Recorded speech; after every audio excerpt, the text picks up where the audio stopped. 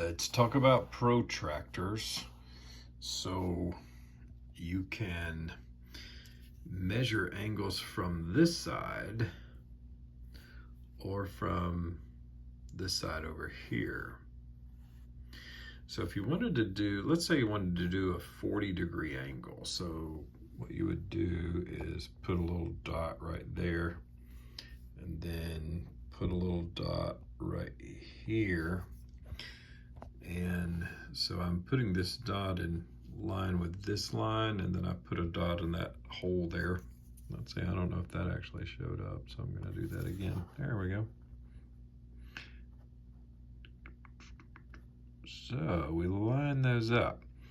So line those up where you can see a dot there and you can see a dot there. Let's say I wanted to do a 40-degree angle, so I would look over here at 40 on this top line and put a dot there. Now when I remove this, I can use a straight edge and line these dots up like this and draw a line there, and then line these up and draw a line there. So it looks like this. So I have drawn rays this way with the arrow there and there. So this angle in between here is 40 degrees because of the way I measured there. So you can also do it on the right side. Let me show you. If we're doing it on the right side, we're going to do the same thing. We're going to put a little dot there and keep that in the hole. And then come over here and put a dot there by this.